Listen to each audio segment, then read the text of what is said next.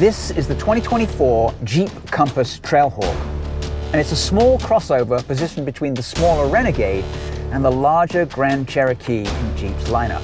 The Trailhawk trim has some pretty impressive off-road chops, so today I'm going to test it and see if it is in fact a mini Jeep Wrangler.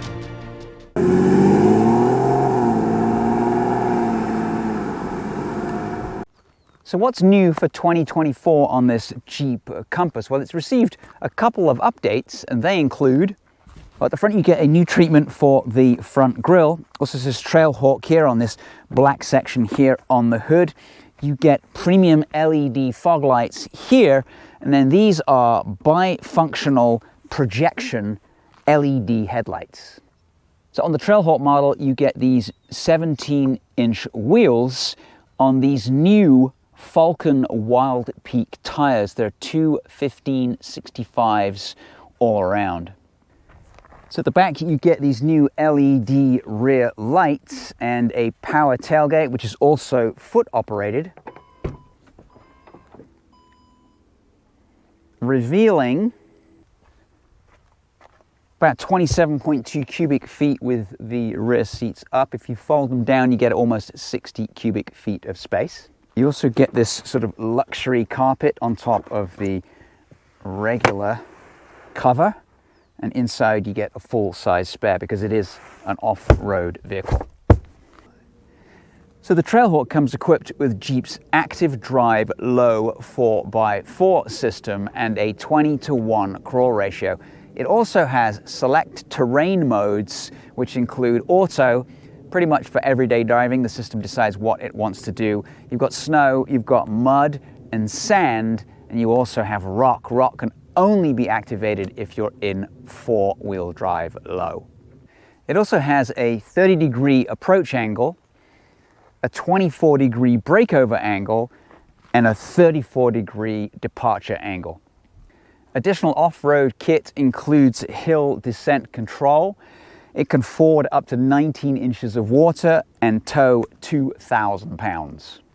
So all Compasses come with a 2.0 turbocharged four-cylinder engine, good for 200 horsepower, 221 foot-pounds of torque, driven through a 8-speed automatic transmission. 0 to 60 is good for around 7.5 seconds, and you can expect around 32 miles to the gallon on the highway. And this engine is so much better than the outgoing wheezy 170 to 180 horsepower naturally aspirated 4 that used to be in this car. So base prices start at $33,895, but this one's got some packages, including the Trailhawk Elite package, which is $3,975. And that one includes 10.2-inch driver display, these premium leather seats, and 8-way power for both passenger and driver. This one also has the sun and sound package for $3,275, and that includes the premium Alpine stereo system and a panoramic sunroof. Add all those up, you get a car for a shade over $43,300, including destination. It's not too bad in the back. These seats are sort of sculpted for two people, so the person sitting in the middle definitely gets the short straw, but everything is of really nice quality. There is decent amounts of headroom. I'm okay. Decent amounts of legroom. This is the seating position where I would drive the car. You've got heating and ventilation right here, as well as a couple of power outlets and then a 12-volt DC below that. You also get a nice cup holder as well. Not a bad place, but I think 4 passengers is the max for this car. Not too bad in the front either. These seats are pretty supportive. Obviously leather covered, as I mentioned. Steering wheel feels kind of a bit large, but maybe that is a Jeep thing. But yeah, there's a few scratchy plastics, but most of them are well below the knee level. Pretty good job. So front and center, you get a 10.1-inch infotainment screen in the Compass. It's pretty good. It runs Uconnect 5. You've got wireless Apple CarPlay and Android Auto. It's pretty quick to use. The only downside is when you click Comfort, this is the only spot where you can change either the heat or the ventilation for the seats. The regular climate controls down here, that function is unavailable. So it's kind of annoying that you have to dig into the menus simply to turn your seats on or off. You also get a heated steering wheel on this one as well. More good news, you get a physical volume button here, a physical tuning button here, and then a nice little cubby right here, but it doesn't have a wireless charger, which is annoying, and then a couple of USBs as well. I really like that it has a proper shifter too, very impressed with that. Apologies for the piano black, but here you have your modes, select terrain modes. You've got rock, sand, mud, snow, and auto. And below that you can lock four-wheel drive. This is your hill descent control, and here's your four-wheel drive low. A couple of nice cup holders, and a little bit of space in the center console armrest.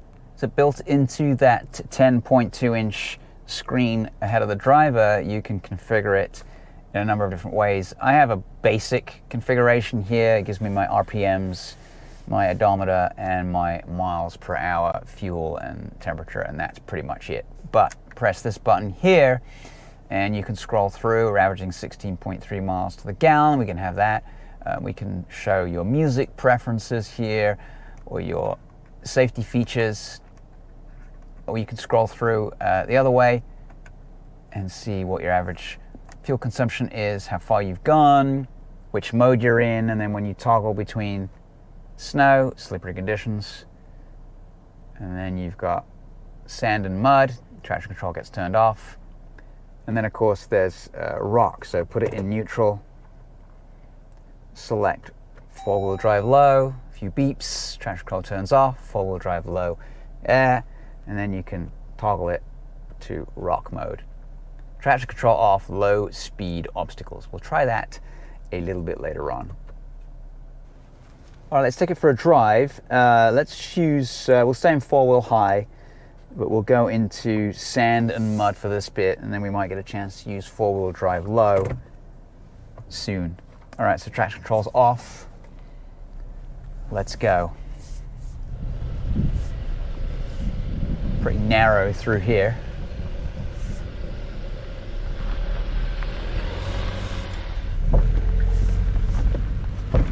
Suspension's pretty compliant.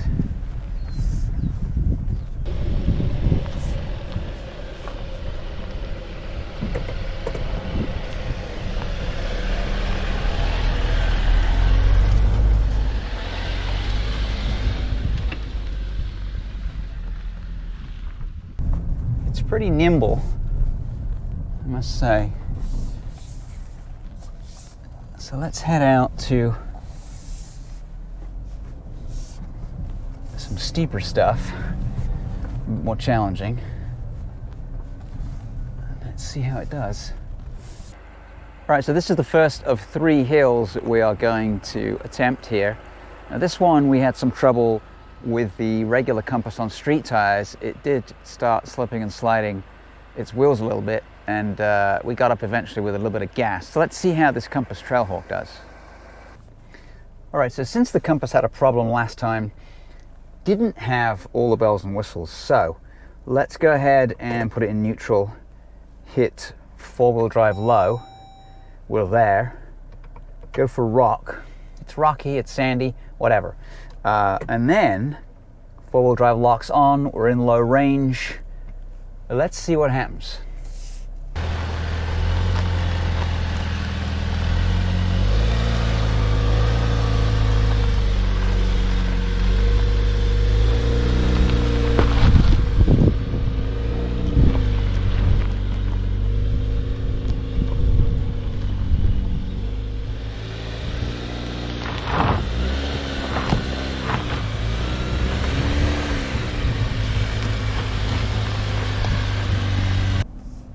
Aced it.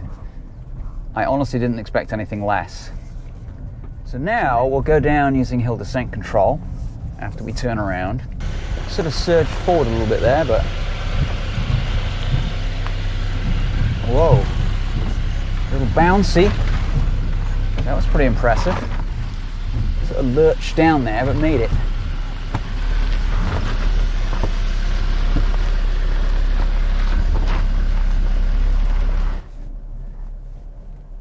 All right, little Jeep.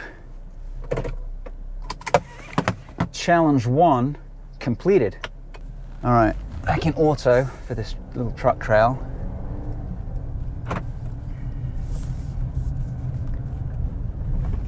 So much better than the Compass Altitude that I drove a year ago, which made it up there, but it wasn't pretty. So far, these Falken Wildpeak tires are pretty decent. Plenty of grip. All right, here we are at challenge number 2, and let's see how well it does.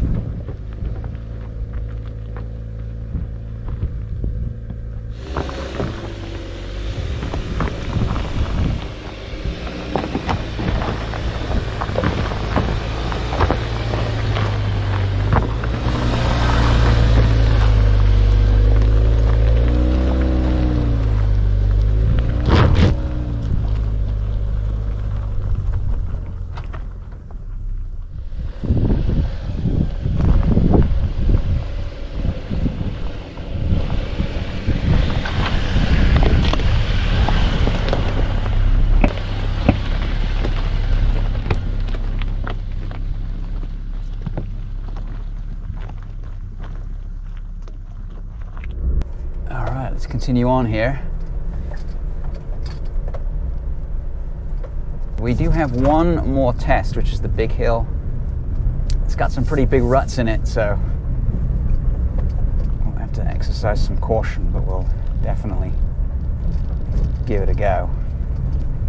But so far, I'm quite impressed with how this car, this little crossover, how much better it is in Trailhawk trim. I mean, there's nothing wrong with the Compass in general. It's not particularly exciting. It does the job it's supposed to do. But give me some off-road chops like this one has, and then you can have some fun.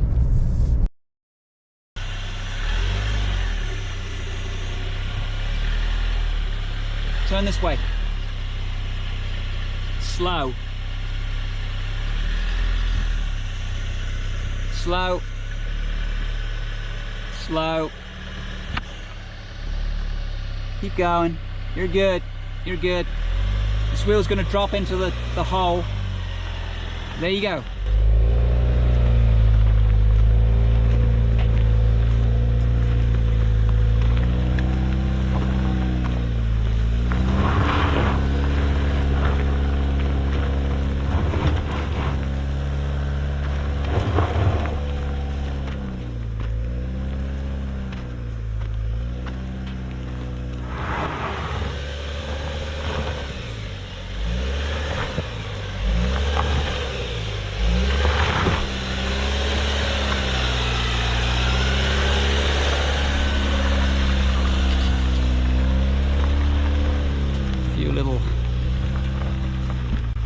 Few bits of wheel slip, but no problem.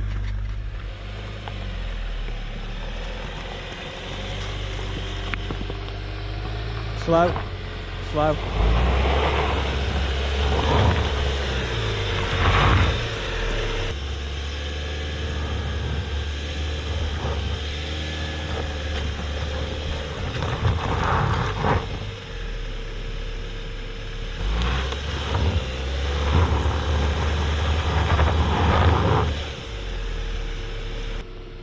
All right, give us some gas.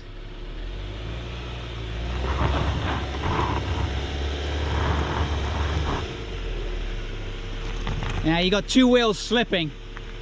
That back one and that front one.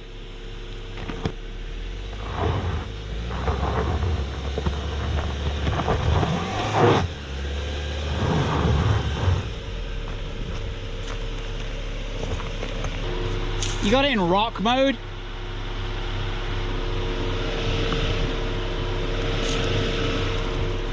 Didn't, but I do now.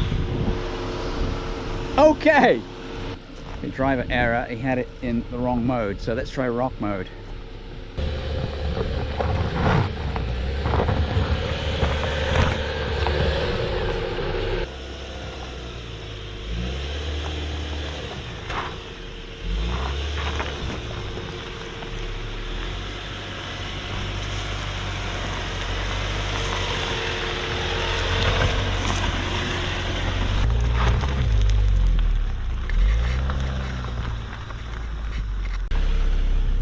testing out hill descent control on the way back down. Should be easier because we're assisted by gravity. So the problem that we had there was there are no diff locks on this car. With two wheels off the ground, essentially spinning, we only had two-wheel traction, one on either side of the vehicle. Not a problem for any car that has diff locks.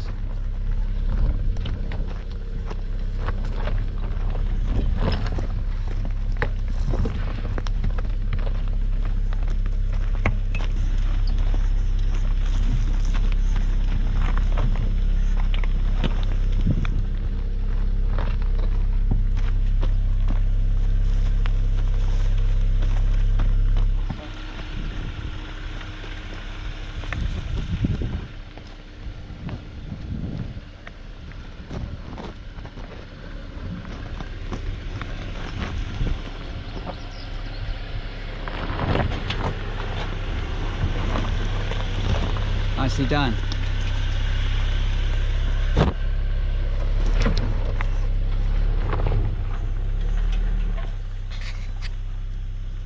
It's interesting how inconsistent the hill descent is. I know, it's like shutting off, shutting on. I don't know what's going on. Yeah, and like it lets me pick up speed and then it slows down, and it lets me pick up speed and it slows down. Yeah, I'm not sure what's going on there, but I mean, it's kind of working.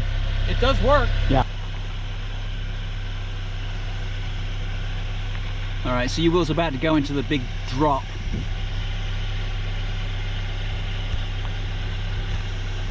Okay, you're at the bottom, so keep that lock on, okay? It's lost a bit of grip. Yeah, it's actually stopped the power to that wheel. Okay, take it slow. Okay, rear wheel is in. Okay, good stuff.